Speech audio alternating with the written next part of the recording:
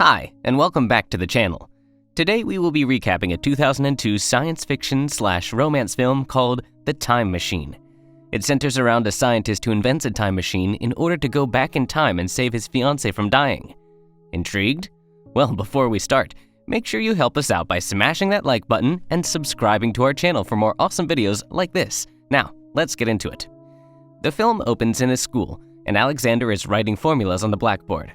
David, his friend, reminds him that he has a date with Emma. They enter a house and meet with Mrs. Watchett, his housekeeper. She tells him to change his jacket before leaving. Alex was about to buy flowers for Emma on his way, but he got distracted as he noticed a horseless carriage. He is fascinated by it. This is the only automobile in his time, while others are still using horses. The motor car moves forward, and Alex is able to grab the brakes. The driver thanks him and offers him a ride. Alex tells him he has other things to do, and they both agree on next time. Alex meets with Emma in the ice skating ring, and he tells her he has something important to say. They walk through the park, and Alex confesses that he wants to marry her. Emma feels joyful and hugs Alex. He then takes out his ring and shows it to her. A moonstone, which is Emma's birthstone. She happily wears it until a man approaches them, claiming that he overhears them and wishes them the best. However, the man turns out to be a robber. He points a gun at them and asks them to give him their money and jewelry. Alex does so, but Emma refuses to give the moonstone ring. The robber pulls the ring from Emma's finger as Alex struggles to push him away. Suddenly, the gun shoots Emma in the chest, and the robber flees. Alex witnesses Emma's last breath before dying. 4 years later, Alex has now grown a beard and looks miserable. He is hidden from the outside world and spends all his time inside his laboratory doing research. David visits him and discusses his life through the years since Emma died. David tells him that they can never change what happened. However, Alex tells him he is wrong because he can. He then asks him to have faith in him, and they will continue the conversation in a week. Alex has now shaved his beard and is back to his old self. He takes a pocket watch and opens a curtain, revealing what he has been working on for the last 4 years, a time machine. He takes a look at Emma's picture on the necklace before starting the machine. The clock starts ticking backward, and it has sent Alex to the past, where he meets Emma on the ice skating ring. She reminded him about the flowers that he should bring for her, then kissed her in front of many people. He drags her to a carriage to avoid the incident from the park. Emma points out the horseless carriage, but Alex claims he has already seen it and pays no attention to it. Emma starts to get worried because he usually would be fascinated by it. She then asks him what is wrong. Alex tells her nothing is wrong and suggests she should go home for the night and promises he will come by later. He tells her everything will be all right and tells her how much he loves her. She reminds him again of the flowers. He sees a flower shop across the street and approaches it. He tells the store clerk that he wants to buy some flowers. Suddenly there is chaos outside, and he goes out to see for himself. When he leaves the shop, he sees Emma lying down in the snow. David approaches Alex and comforts him. Alex tells David with no emotions that this was not supposed to happen. They were out of the park. If he came back again, it would change nothing. He then has an idea after telling himself he would not find the answer in this time period. He is now in his lab and has started his time machine. This time, he fast forwards through time. An orb surrounds the machine, and he is inside as he watches the time fly. The vines outside his house quickly grow, and his lab has turned into a store for automobiles. He touches the necklace and it falls. He was able to catch it, but his hand was outside the orb, and it gave him pain, and he lets go of the necklace. The picture fades away, and it disappears together with the necklace. It is then shown how the world has passed through the years, and he sees a big television on a building saying, "The future is now," where humans can now live on the moon. He stops the time machine and discovers the date is now May 24th, 2030, and he slowly walks to listen to the television. A woman on a bike comments on his suit, notices the machine behind him, and thinks it will make great cappuccinos. Alex enters a museum and takes a look around. A hologram man inside a thin glass asks him if he could help. Alex is confused and amazed that the person who can walk through glasses can communicate him like he is real. He asks him questions including why one cannot change the past. The man simply answered that it is because one cannot travel into the past. Alex tells him what if one could, but the man insists that one cannot. Alex is unsatisfied with his answers and decides to leave. He thought he would have better luck in a few hundred years. Alex turns on his time machine, but it gives a huge shake, and when he turns it off in the year 2037, the place is now in ruins. Two men get out of their car and ask Alex where his designated evacuation center is.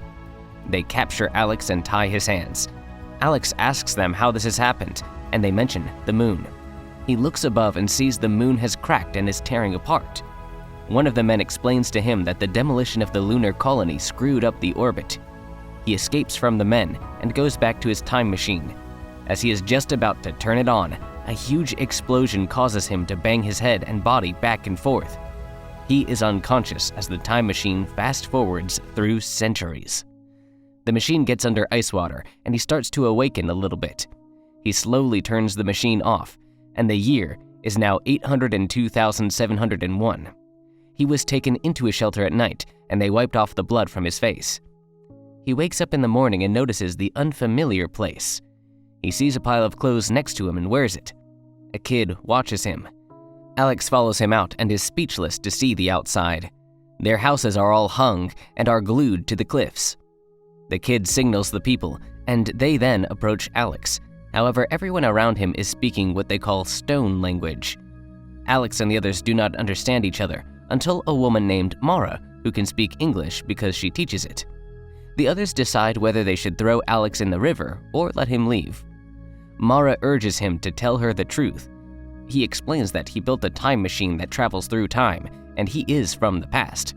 Mara translates the wrong words to her people and tells them that he hit his head and he is a wandering idiot. A horn sound is heard, and the people get back in their houses. When he asks what was happening, Mara answered that they were getting ready for the night. Alex and Mara's little brother Kalen are talking about his past. Kalen mentions that he and his father used to make rope ladders, and he can teach Alex sometime. Alex lets him borrow his watch as he says goodnight. Mara tells him that their parents are now gone. She shows him outside, which is at the top, where he has a great view of the houses and the broken moon. Mara touches the dying plant beside her and suggests they could look for flowers the next day. Alex is speechless to hear that because it reminded him of Emma. In the middle of the night, Alex wakes up as he hears a white man call out his name. At the same time, Kalen also has a bad dream and calls out for Mara. She shushes him to sleep. Alex tells her his dream. Mara claims they all have the same dream and urges him to go back to sleep. The next morning, Mara shows him the rocks where there are English words, and she claims that this is where her parents taught her. She asks him why he has come here and traveled through time. He answered that he had a question that he wanted to get answered, why he cannot change the past. She asked him another question about why he would do that, and he didn't answer. She then figures out why. They are now in a lake rowing a kayak. Alex questions Mara why there are no older people in their village. Mara says that they are all gone, they do not dwell on the past. Mara shows him where his time machine is. It seems to be in good condition. She begs Alex to take Kalen with him to his time. He questions her until there is a weird sound coming from the village. Mara runs as she calls out to Kalen. Alex follows her and asks what is going on. Suddenly, the village is attacked by a pack of mutant-looking creatures known as Morlocks. Mara gets shot, so Alex helps her and takes the dart out from her. It is covered with black ink, and he starts running again as he notices many of the villagers have been shot. More of the Morlocks appear from the sand. They start tying the humans and dragging them under the sand with them. Kalen cries out for Mara, revealing he has been shot in the leg. A Morlock goes after Kalen until Alex appears and attacks the monster to let him escape. Alex climbs into a building, and the monster follows him in, jumping high to reach the building. They both fall on the ground, and the monster chokes him until Kalen arrives with fire.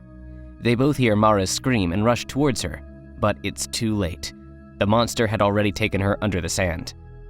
Alex tells one of the villagers that they need to follow them, but he refuses, claiming their life is in the land.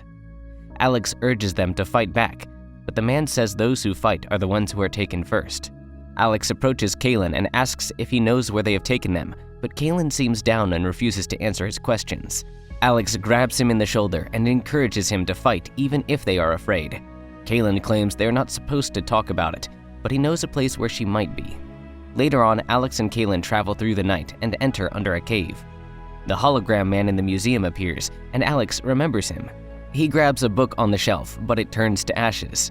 He tells the hologram man, known as Vox, to tell him what happened to the world. Vox explains what was once race is now two, one above and one below, two distinct species that evolved throughout the years. Alex questions why he knows about the Morlocks if he cannot leave this place.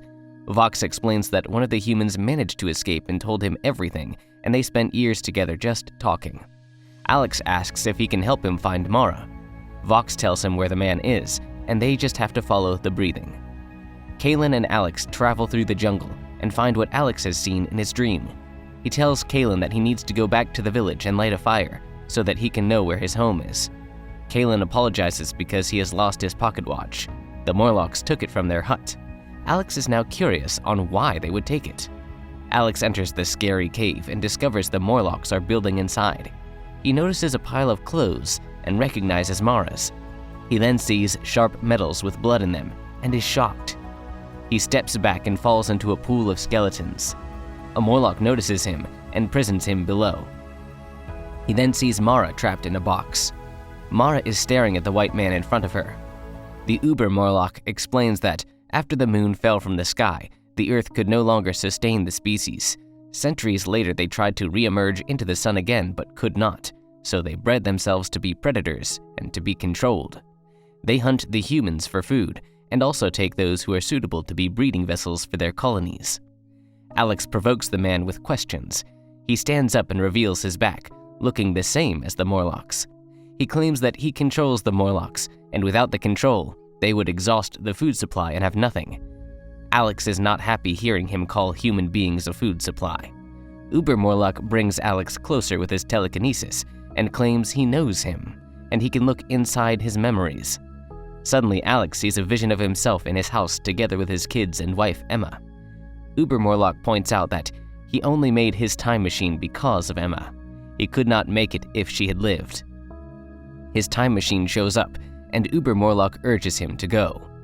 He explains that we all have our time machines. Those who take us back are memories, and those that carry us forward are dreams. He lends the pocket watch to him. Alex then grabs Uber Morlock by the wrist and starts attacking him.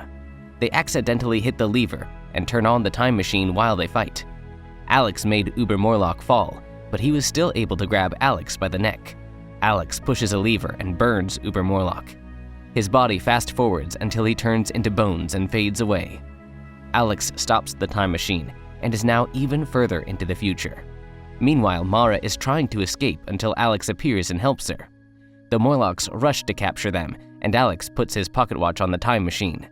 When Mara asks him what he is doing with it, he answers that he's going to change the future. The time machine malfunctions, giving off a bright light which distracts the Morlocks as they run away. They then lock them inside. The Morlocks signal each other after seeing Alex and Mara escape. Meanwhile, the time machine finally stops and blows up, destroying everything around it. Still, Mara and Alex were able to escape with the villagers helping them. Mara apologizes for his time machine, but Alex claims it's only a machine. Moments later, Vox is outside and is now teaching the villagers.